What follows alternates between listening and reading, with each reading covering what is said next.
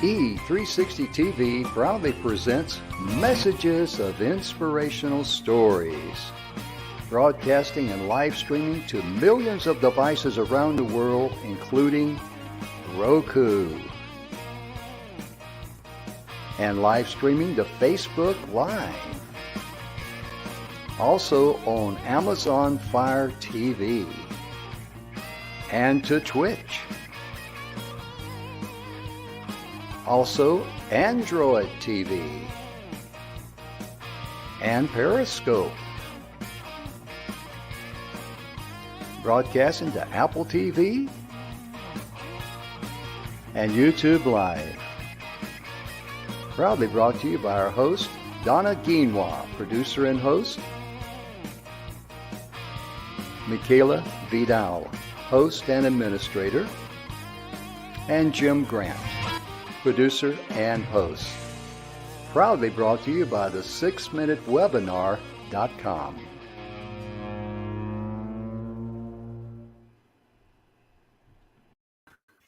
Good afternoon, everybody, and what a beautiful Monday. Welcome to the Messages of Inspirational Stories. Jim, this week we are continuing Skills for Teens. And today we're talking about vehicle maintenance and the importance of that. You're exactly right, because a lot of kids, when we were in high school, Donna and I were talking before the show, we took auto classes and things that. And we had, of course, growing up on a farm, you were very knowledgeable about mechanical things and what to look for. Yeah. But, you know, with kids today, they don't have a clue. They just get in there and they look at the gauges. If they got gas, they crank it up and go. And we're going to cover some things like that because this is a tremendous value to kids, as we're going to talk more in detail about how some people, if they think they're, whether it's a female or a young kid that's inexperienced, they have a tendency to jack that bill up. And we're going to talk about that a little bit. But today, I'll even give a few of my experiences. Yeah. And you can imagine, knowing me, that went over like a lead balloon. Oh my goodness. Yeah, I bet that shocked them a little bit. But today, you know, Monday, you know, March the 28th, my goodness gracious, today is something. Oh, Donna, do you know what the day is? When it comes to dessert? And it's so yummy. Oh, today is National Black Forest Cake Day. And of course, that came from the Black Forest of Germany. It sure did. And did you make one or two today? Maybe one. You know, the day's young. I haven't made it yet, but I'll let you know how it turns out, Jim. Hey, a virtual cake always tastes good. You know what I mean? It's always the thought that counts in life, ladies and gentlemen. Absolutely. It really does. And also today is, you better do this now. You better respect your cat day. Well, you know. If you don't, you're going to do some hard time in the house. Yeah, that seems like an ongoing thing at my house with my 4 babies. Oh, yeah. Yeah. You were telling me about, was it Bullet, and what a shenanigans he pulls all the time. Oh my God, that cat. You know, he's one of those cats, Jim, that he's got so much personality and he gets into so much trouble. You just want to stay mad at him, but you can't because he's so dadgum sweet and he's such a goofball. But this cat will do a vertical leap and hang up about maybe 4 inches from the top of the door casing, right? So right around the door. And my husband came out of the shower the other day and said, there he was looking at him like, hey, Dad, I'm just hanging out. And he just does this vertical jump. And I'm like, good God, are you part monkey? Yeah. Dixie does the same thing, but she gets up about, maybe a little higher in waist high or something like that. But she likes to hang on there and look at you, the wow look in her face, you know, the ears laid back and all that. And I'm going like, what are you doing? You know, right? And they are masters at getting attention. Cats can, you know, they can get your attention in a heartbeat. They know how to pull your strings. And I've still got about a year left of their major kittenhood before they start to chill. So, like in my guest bedroom, I can't put out any of the really pretty things that make it feel warm and fuzzy because they'll tear it up. Yeah. Oh yeah. Oh yeah. Hey, this is a nice thing to play with. Nice and soft and cuddly. Sink my nails in there and all those good things. Oh. Yeah. Mm. And also today is something that we're all aware of. We should be aware of. It leads to the number one uh, reason for death, and that is the triglycerides, which is heart related. Right. Today is the National Triglycerides Day, and my goodness gracious, I know a little something about having a heart issue, and 75% of the people, Donna, as we've discussed on other shows, that land up in the ER do not have Right. any previous warnings from blood pressure or LDL, triglycerides, whatever. Right. And that was Right. my situation. Yeah. And it's And important when you go in, especially if you have any history, family history of any kind of disease, that when mhm, you go in, you talk to your doctor about it. I was talking with my oldest daughter yesterday, and she was asking me because of my MS if uh, her and her siblings need to be tested for MS. And I said, not necessarily. But I said, you do need to get tested for, have a special MRI for aneurysms because mhm.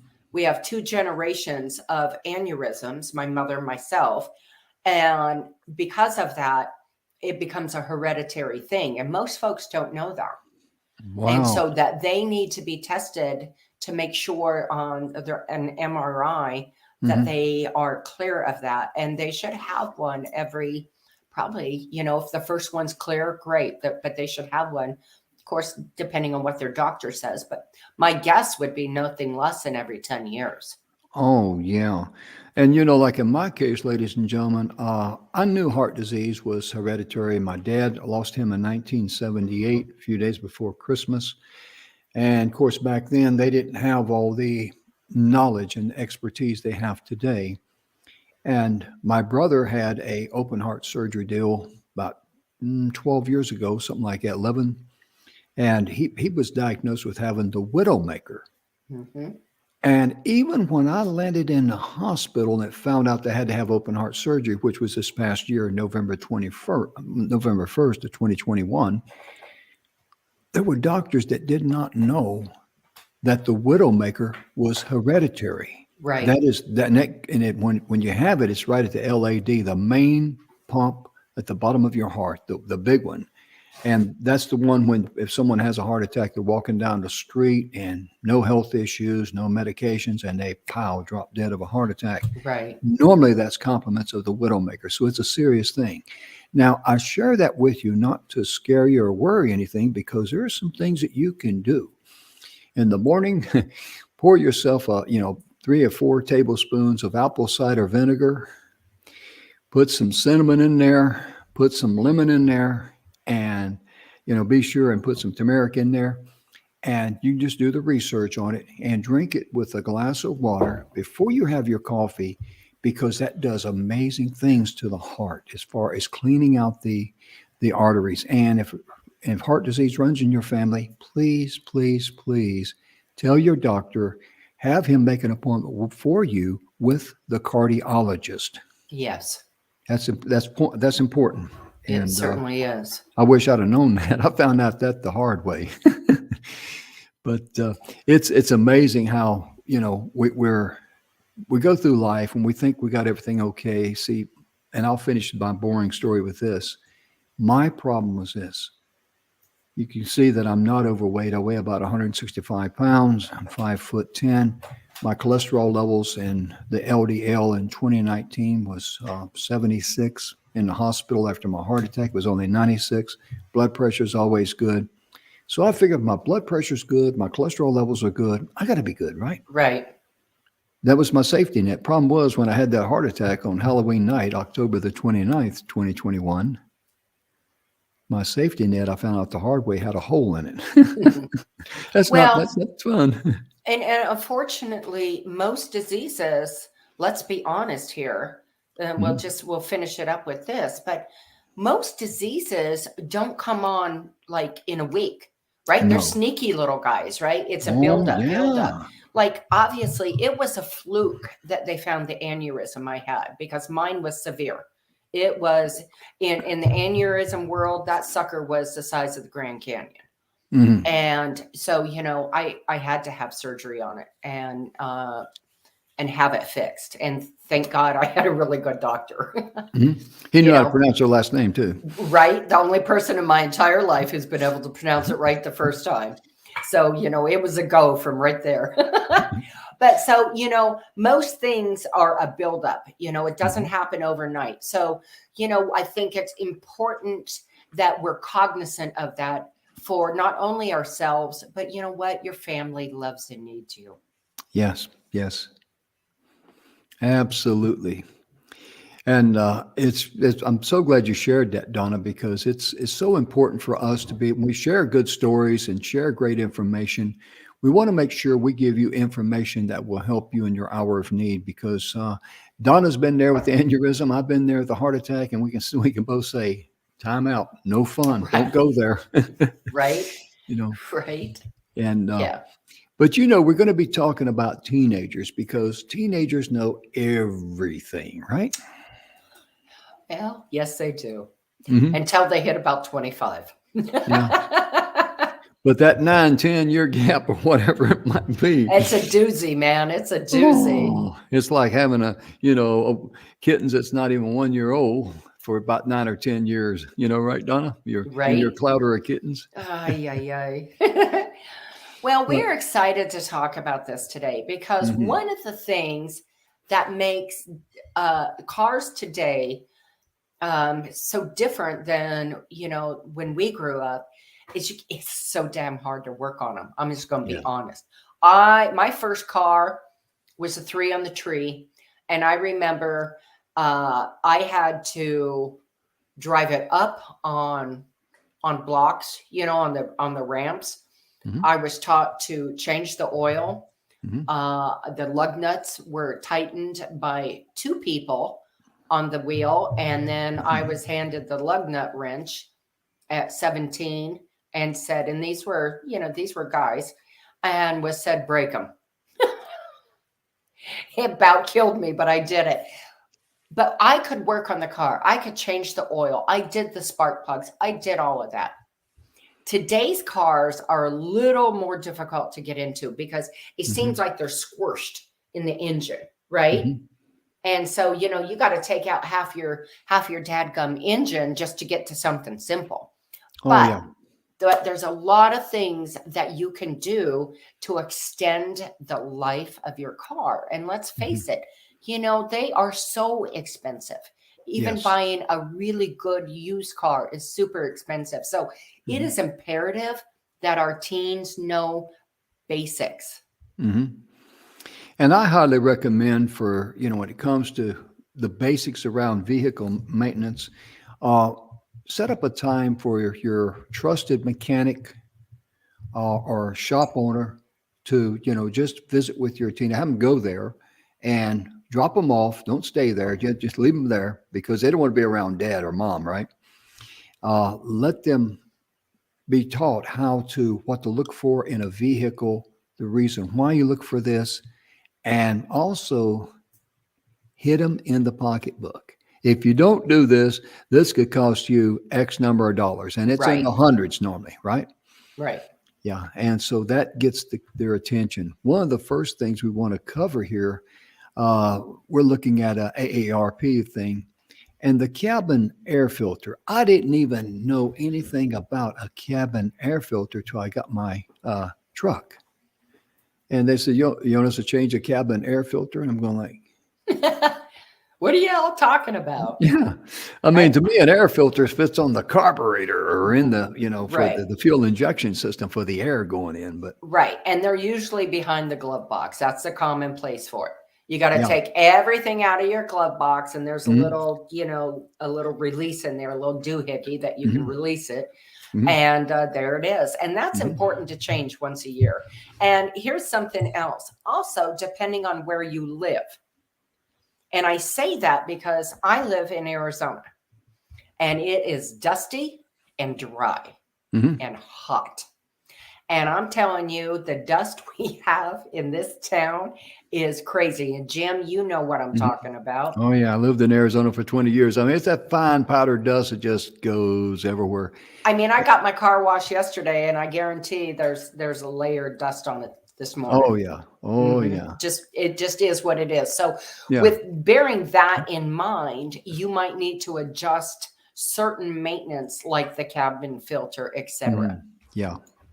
And have the knowledge how to check it, because if people are suffering from allergies, having a good, clean cabin air filter inside the car is very, very important. And sure is. And even at, I guess back then I was 65 or something. I'd never heard of a cabin air filter, because when the guy said that to me, I said, "What's that?"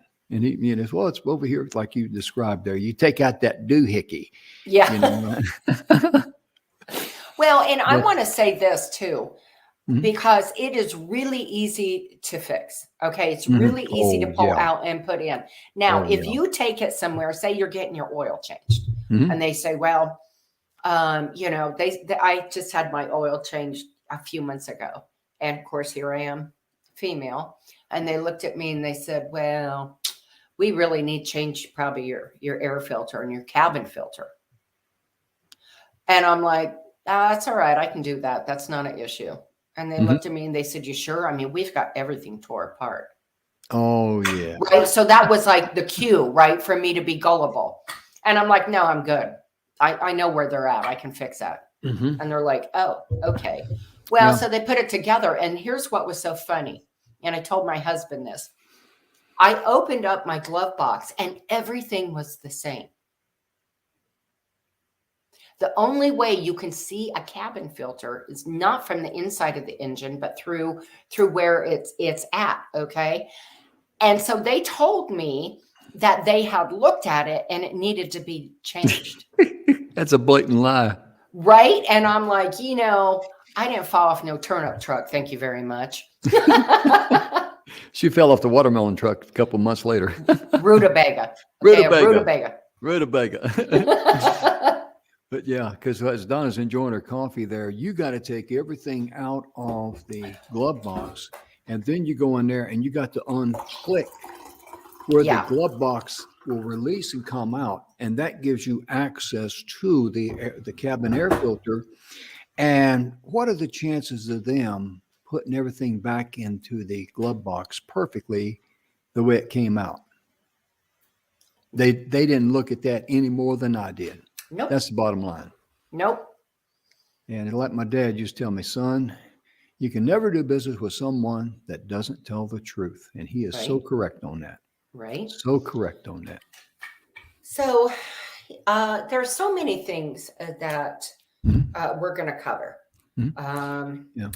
One of the things I think I'd like to cover, starting off, is understanding, the oil. Fluids. Right. So we have to have, it has to be at a certain level. It can't be over, it can't be under it. And I'll give you an example. So when I was helping my son look for a car here in the Valley, we went to this little place and there was a really nice Optima. And I asked the gentleman, I said, do you have a paper towel or a rag I could borrow? He's like, well, yeah, I'll go get it. I said, okay. So he comes back. I had already lifted the hood and I'm looking in there, right? He comes back. I had the trunk open. I pulled back the carpet because this was when in Phoenix, we had an influx of cars that had been in floods and they were selling them. So I pulled back the carpet in the trunk to look for any damage from water. And then, so he sees that, and then I'm underneath the car. I am literally underneath the car on rocks. And he's like, what are you doing, ma'am? I said, oh, I'm looking for rust. And I get out and he says, oh, okay, well, here's your paper towel. He says, what do you need that for? Reach in the engine. I pull out the dipstick. I clean it off. I put it back in. And I pull it up and I looked at him and I took it off on my finger in the sunlight. I said, I'm looking for sparklies. There you go. Metal parts. Honest to God, his eyes got about that big around. And he said, you've done this a time or two, haven't you? I said, yeah, I'm not a novice. So let's just start with that one. Okay. And right then I set the precedence that you can't just take me down a primrose path. Right. And the reason why that you're checking for the sparkles, the little minute particles of metal, because metal will actually wear out the engine. You got a problem in the engine, maybe be your bearings or whatever, something that metal came from somewhere. Right. Let that be a red flag in your mind, because you don't want to buy somebody else's headache, because it gets expensive in a hurry. And also, checking the fluids, knowing how to check the fluids, knowing when to check the fluids. And if they do not, checking the oil in a car is very, very simple. Oh, yeah. Super easy. And if they do not check that and the engine oil gets very low, you're talking, you might as well replace the engine. Because you're gonna burn that engine up. It'll freeze up on you. Yeah, it sure will. And another thing too, talking about filters there, the engine air filter is very, very important, because that is the breathing mechanism for the fuel system. Right. And if that thing is clogged up, or if it's dirty and needs to be changed, and you have not changed the filter there, what will happen to your gas mileage? Let me ask Donna. It goes right down the tube. It sure does. Horrible gas mileage. Yeah. And always when you're talking to teenagers, just say, if you're paying $5 a gallon, whatever gas is, I hadn't looked at the latest. $4.59 here in Phoenix. Well, let's just make it round figure. Let's call it, let's say $4. Okay. If you're paying $4 a gallon and you're getting, let's say, 20 miles to the gallon, would you like for that to drop down to 12 miles a gallon, which means you got to spend more to go the same distance? And they'll say, no, okay, you need to change the oil filter. The air filter. This is the why, and this is how you do it. Right. Always hit them in the pocketbook. Right. And they're not that hard to do. Oh, no. They really aren't. But again, have somebody show you, Now, I don't change my oil in my car, I'll be honest, because it's just so dadgum hard to get to. And in all honesty, the hand surgeries I've had makes it a little hard for me to crank that oil. So I don't change the oil in my cars, but I check my fluids. I check them probably nothing less than every 2 months. Now, in the summertime, it's important to understand the climate you're in and what gets used a lot. I'm in Phoenix, and it gets hotter than the Hades of hell here. It gets hot. So it takes a lot more to crank that car over when it's 122 degrees. Yes. It sure does. And same in when you're living somewhere in the wintertime and, it's 15, 20 below. It takes a lot to crank it over. And when you lift up the hood of a car, one of the first things you should always be looking for is for any type of leakage. Right. It may be dry or anything like that, but there's, just look for anything. It's any type of leakage. That's very, very critical, because that's a warning sign that something, either a seal or washer, whatever, is not working properly. And I had my vehicle worked on one time, and the air conditioning, the transmission cooler was attached right up there close to the radiator, right behind it. And it had a tube, a line that ran the fluid back to the transmission, circulate it, run it back through the cooler. Okay. And I'm going down the road. I just got it out of the shop. I'm going down the road. I was over at Austin. I was going to the airport, and I'm running about 65, 70 miles an hour. And all of a sudden, all this, just this red looking, mist is coming out of the back. And I pull over, and people are turned on their windshield wipers, and they're mad at me because that transmission fluid is real oily and slicky. It just Right. doesn't wipe off like rainwater. And I pull over there, and I'm, stuck. And what happened was that when the mechanic uh, put the nut and everything back on to attach it to the radiator, Didn't tighten it. he didn't seal it right or something. I don't know what the deal was, but I mean, that And the thing pressure sprung a leak. going.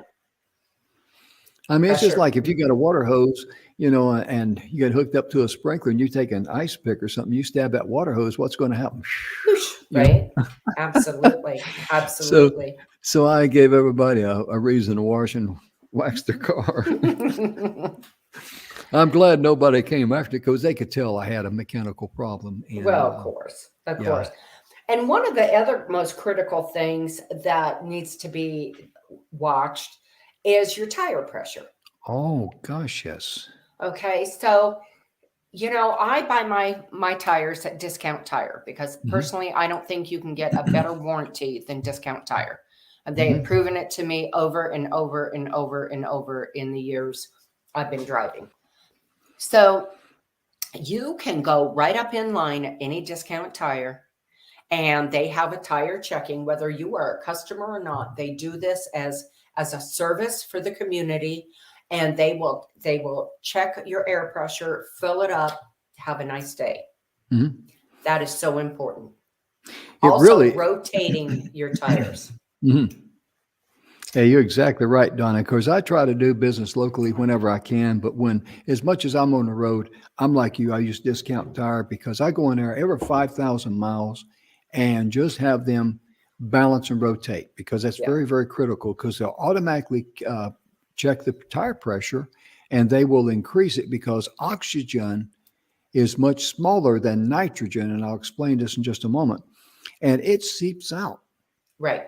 It just seeps out. It really does. And it's no fault of the tire or anything like that. You don't have a leak or anything. It just seeps out. And a lot of people, and this is very important in high temperature areas like in Phoenix or wherever, a lot of people choose to use nitrogen. Nitrogen's molecule is about 4 times the size of oxygen. It runs the tire cooler and everything. So therefore, your tire pressure remains more stable longer. Your tire runs cooler, and nitrogen is very dry, whereas the oxygen that they pump in there, it's got moisture in it. Okay, and that will create a little bit of rust on your rims. But if you switch over to nitrogen, you need to have someone knows what they're doing. They jack up the tire, and they pull out the little valve stem there, not the valve stem, but the inside of the valve stem there. They unscrew that and pull it out, let all the air out. Then they put the nitrogen in, pump it up, and then let all of it out. And the reason why is because the nitrogen being dry will attach itself to all those moist molecules in there and pull that out. Right. Then once you do that, then you can put the little stem back in there and then fill it up with the proper pressure, and you're good to go. Your tires will run cooler, especially if you're traveling across hot deserts in the summertime where the road is real hot. I mean, I've been out there and I've seen the tar in the road come to surface. And that's when, I tell the joke about, I didn't know it was hot. I was going down the road and I saw a couple of buzzards over on the side of the road frying their eggs Right. on the pavement. Right. But that's very, very critical because tire failure, it can be a deadly situation for you. So you want to be as prudent and understand why tire pressure is so good. And if you rotate your tires every 5,000 miles, you get a lot more mileage out of them. And I'm signed up with Discount Tire under their maintenance. So they send me an email when it's time to check my tire pressure, when it's time to rotate my tires, et cetera, et cetera. Easy peasy lemon squeezy. Right? Takes all the work out of it for me. I set the appointment and I go. But that is doing that with your tires will extend the life and the tread of your tires. Sure will. If you do not, you can have problems. So if you are not keeping track of that and one tire is low, especially in the summertime when it's hotter, it can develop a bulge. It can develop a leak. You go over a nail or something in the road. It can puncture the tire quicker because the pressure's off. Yes, you're exactly right. And that's very, very important. And also, too, with automobile maintenance, you want to make sure your brakes are working good. That's a big one. I had a situation in my truck after I got it, because I don't use my brakes hard. I like to feather my brakes going in, but there were certain angles when I turned, it would just do this, just start shimmying. I had trouble turning the wheel. I'm going like, what's going on with this thing? Your rotors. Well, I had the brakes checked. Everything's good. No problem. Okay. And no one could figure it out. Then one day, just by luck, and I was going down the road and the light went from green to yellow. Okay, there was a car in front of me. We got plenty of time. We can go through. The guy in front slams on the brakes. I slam on those brakes real hard. Of course, I got the anti-locking brakes and all. But you know what? That actually solved the problem. Figure that one out. I mean, that's one of those things you go like, you get the flat forehead from going, Right. But I've had where my rotors were bad. Oh, yeah. And so what happens when the rotors in your wheel housing go bad, they need to be calibrated, which means basically they get on a machine and they smooth them out. That's all right. But what happens when those rotors are bad? Boy, howdy, you're driving down the road and all of a sudden that car is shaking like this. I mean, you could barely keep it on the road. And I'm a pretty strong woman. And woo, was that a hot mess right there. Yeah. And that leads to brake failure too, because those rotors, they're supposed to be smooth, round dish like a plate. Absolutely. And they get these imperfections in there. So when the brakes are applied, that's why they're bouncing around, because the brakes are trying to keep a smooth surface. It's got nothing to grab. Right, exactly. It's got nothing to grab. And they have to take those rotors off, and they got a machine where it just smooths out, just shaving off just a little bit at a time. Kind of like a big sander, if you will. Yeah, and it's got to be smooth. And then we put new brake pads on there, and you're good to go. But my point being, it's not a bad idea to just stop in if you're not sure about the brakes and have someone, a trusted mechanic, just say, would you take a look at my brakes right quick and see if the pads are looking, and see if I need to, have the brakes replaced or whatever, because brakes are very, very important. You're talking about putting your life on the line if they don't work. And somebody else's. And here's something else. Every now and then you need to have your brake lines drained. Yes, ma'am.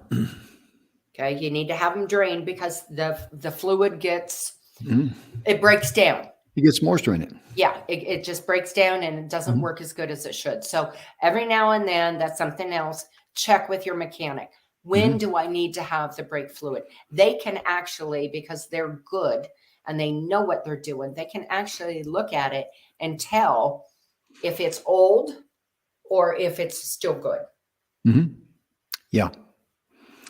And also, too, if you're getting ready to go on a trip, the young people need to know that with radiators, if they go out, if they overheat, you're going to be stuck, stranded somewhere. That's extremely important for young females, because like all car maintenance, like all car problems, all breakdowns, they happen at the worst time. And if you're going from A to B, going through the country there, chances are that thing will break down on the side of the road where there's no help. Of course, we've got cell phones, but a lot of good that does if someone comes up to, be a threat to you. But the mechanic can do a pressure check on the radiator to check for leaks. Also check the antifreeze in there to make sure that it's, at the proper percentage. Proper level. And make sure it's full before you head out on a trip. This is mandatory. This is not an option. And here's something else I recommend. And I've always done it because, as a single mom, traveling to and from with my children, I wanted to make sure that I was always prepared. I don't go anywhere without water. Amen. I keep water in my trunk, and especially if I'm going on a trip, a long trip, I keep antifreeze in the trunk too. Yeah. exactly. That's a good Mhm. deal. As you know, even if water is hot, you can still drink it. You really Right, can. I mean, it doesn't have to be kept in a cooler, but it could be kept inside the vehicle where it's not, uh, right. too hot. But it's extremely important because whenever you're talking about maintenance to teenagers, always bring it back to what this can cost you. Like if you break down in the middle of the road or on the road somewhere, think about what it's going to cost you if you don't have it, towing coverage. Think about what it would cost you to have a tow truck come and get you and take you to the repair shop. Then you got the repair bill on top of that. So I always suggest, in my world, right, Hmm. where my little world, my cars, my husband, we have roadside assistance. Yes. It's Yes. now I'm with USAA because Hmm. I'm, obviously, the daughter of a military man. So I think it's like $7 a month. Hmm. But for me, it covers everything. Like Hmm. if I locked the car and my keys were in it and I did it 4 times in 1 month, Hmm. they cover it. Where some Yeah. of the roadside assistance plans, now here's something good to know. Check with them because some of them Hmm. will only do 2 tows, one unlocking, one, Hmm. the tire changes, they're different. So Hmm. depending on what you need, make sure that when you look into that, which I Hmm. highly suggest, it's worth the money. One tow more than pays for it for over 2 years. Oh, yeah. And also, too, they may have limitations. They may have a 25-mile limitation on towing. Yes, And I have unlimited towing on mine. So that worked out real good for I when I do was over in too. Austin and my transmission, sprung a leak. But when it comes to your teenagers, always talk about the cost, the hidden cost, Right. and that sort of thing. And also have them check the importance of checking their headlights, taillights, and signals, Mm-hmm. because a lot of people have been stopped and headlights out, taillights out, something like that. Turn signal's not working. You know, and it's not hard to do that. I mean, it really isn't. Go Here's ahead. something else. Most states, at least in Arizona, I know, but most states, we have little teeny light bulbs on our license plate. Hmm. And I was out and a officer stopped me and he said, "You know why I stopped you?" I said, "No, sir, I have no idea." And I'm very much, I think the police have a very hard job. So even on a routine traffic stop, they can see it. My window's down. I place my hands on the steering wheel to make Hmm. them comfortable. And I said, "No, sir, I have no idea. I know I wasn't speeding." And he says, "No, ma'am, you weren't." He said, "Your light is out on your license plate. And by Hmm. state law, that needs to be lit up." Yeah. And I laughed and I said, "Okay." I said, "I'm not laughing at you, but I said, obviously, that's not something I look for." Yeah. And he's like, "I know." He's like, "It's no biggie. Just get it fixed." And I'm like, Yeah. "Okay, no problem." So, Hmm. I went down and $3 later, bought a light and put it in. Hmm. Yeah, exactly. And that's a real good thing that you mentioned there. And teens should be aware of that. We all should, because one time I got stopped for speeding and I was flat dap speeding. I mean, not purposely, but I mean, I was fudging a little above the speed limit by about 10 miles an hour, or 12 or 15, something like that. 25. No. I was doing. I got to talking, and I wasn't paying attention to my speed, and I was riding about 15 miles an hour faster. It was at night, and the highway patrolman pulled me over. And so when he pulled me over, like Donna did, I turned on the interior lights because I wanted that officer to see there's no problem inside the car. Right, And I rolled down the window and I put my hands on the steering wheel right, and I waited for that officer to come up, because that officer does not know if your vehicle just got stolen and there's some right. type of a criminal in there. Exactly. And you know why they touch the tail light of a car when they walk up to it? Hmm. Leave their fingerprints in case something happens. Interesting. I They did not sure know do. that. Yeah, if you ever watch any type of video when an officer stops somebody, they'll always touch the tail light when they walk up. Yeah, they I sure will, did not depending on what's. realize that. Yeah, yeah. But see, therefore, the importance in that, when the officer saw that I rolled down the windows, in fact, I rolled down both sides on my side. It had the light on because that's the side he's coming up on, the driver's side. I had my hands there. That was my way of showing I respect you as an officer. Exactly. And he asked me, says, I need to see your driver's license registration. Yes, sir. I reached in there and gave it to him. No yakety sacks. No run your mouth. And he asked, and afterwards he says, can I ask why you were, what the big hurry is? And I said, well, it's no hurry. I was just talking, not paying any attention, to be honest with you. He said, I can understand that. But because I was polite to him and because I was, respectful of him, he said, I'm just going to give you a verbal warning, let you go. I said, thank you, sir. I appreciate that.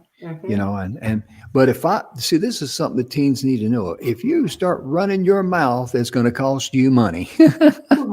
Right. So just how much money do you want to lose by running your mouth and giving that officer your opinion the way the world turns? Exactly.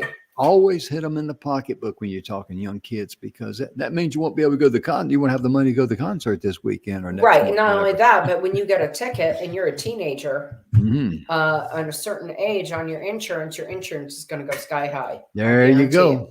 There you go. It. Oh, so yeah, something else that we need to talk about that's huge. Okay. That I think can be overlooked a lot is windshield wipers. So here in Arizona, okay, it is obviously it's a very hot, dry state, and it is just, you just know, if you drive in the valley, you just know that at least once a year you have to change your windshield wipers. Yeah, because they get dry rot. They sure do. The humidity's low and the sun is baking them, and they just dry out. They're not made for that. They're going to dry rot. No. And I found out, the hard way. Don't buy cheap windshield wipers. No. Because obviously I wear glasses, and so because of my vision issues, I'm really weird. I have to have a clean windshield. Yes. I have to have a clean windshield. It's just, it makes me feel safer in driving. So, but that's really important because that can cause an issue when you need them. If it's, if it rains, like, in Ohio, when I lived there, it would rain in the afternoon. The sky just opened up and just a deluge of water. It was unbelievable. So you're driving in that, you've got to have your wipers working. And the only time that you will know that your windshield wipers are not working properly is when you need them most. Absolutely. It's amazing. Yeah, but that's a very, very good point, because windshield wipers are critical when it comes to vision. Anything to do with vision is critical. Well, and also just a little tidbit. And I believe, now I'm not 100% sure, but I believe it's in all states. But by law, if you have to use your windshield wipers, that you're supposed to have your lights on. I'm not 100%, but it's not a bad idea. But I believe that's true. So, if it all of a sudden darkens up, the sky gets dark and it rains like crazy, and people are using their windshield wipers to see, you need to have your lights on so people can see you better. Amen. Especially if you got a gray car. It's just a safety thing, and I love how my husband puts this. It doesn't matter how good a driver you are. You are only as good as the worst driver on the road. That's true. I hadn't thought about that. That's very true. Yeah. Right? You get them people zigging and a zagging and a zooming by you. Yeah. And they may know what they're doing, but that person may freak out somebody, and that causes an accident. So you are only as good as the worst driver on the road. That is a very, very good point. And also, too, when you're going down the road, and I do this a lot, especially when I'm in a city or in the big city there on the freeways, always watch my rearview mirror, because if I see some car zipping in and out of in between cars and all that, I know when he gets up to me, he's not going to get religion. He's still going to act like, a knucklehead behind the wheel. So Right. be prepared for that. Always be prepared for the Yeah. unknown. And teach them about road rage. Road rage is ridiculous. So what if that individual is a knucklehead behind the wheel? It has nothing to do with you. Let that person go. Right. Because sooner or later, he's going to wreck. And you want to make sure that is not you involved in the wreck. Right. Right. Yeah. And then also when you're driving at night or dusk, and you're in an area where there's known to be a lot of wildlife, make sure you turn your high beams on, because I guarantee you those animals are going to be at the side of the road feeding. When we were on our honeymoon and we were leaving our last campground in Yellowstone, so we couldn't sleep. We got up and we were on the road, I think by 3:30 in the morning. And my husband's driving, and I said, baby, you need to turn on the high beams. And he's like, why? I said, oh, honey, you're in Yellowstone. I said, I guarantee you there are deer and elk at the side of the road. And he's like, you think? And I'm like, I'm from here. Yeah, I know. And he turned them on and he's like, holy cow, they're everywhere. Yeah. But that's safety, so that if one jumps out, you have time to see it and brake and not, hurt yourself, your vehicle, and hopefully not hurt the animal. Oh yeah. When I'm traveling to Phoenix or something like that, and I'm out in West Texas and it's night or whatever, I put the brights on, the lights on bright, and because what I'm looking for is the green eyes that glow, because the deer will look into the light. I'm looking for that. Yeah, I'm looking for that little green glow, because if I see that, I'm automatically slowing down, because what's going to happen, chances are they'll jump. One's going to jump, and guess what happens to the rest of them? The rest of them, we better get out. They follow. We got to get out of here. He saw something. I don't know what it is. I'm going too. Right. And you hit a deer. I mean, oh my gosh. I mean, they can do some serious damage to your car. Some of the smaller, not just average cars nowadays, they could actually come over the hood, break the windshield, and land in your lap. When I was married to my first husband, we had our own trucking company and our own trucks, and he was coming out of Flag, and we were living in Kansas, and I got a phone call, and he said, we got a problem. I'm like, what? And he said, biggest doe I ever saw in my life jumped out. I said, oh my gosh. How much damage? He said, it's bad, Donna. It's really bad. It was so bad when the highway patrol came up. He said, you can't move this rig till you get this light fixed, because she hit it and did, of course, damage on the grill and the fender and everything.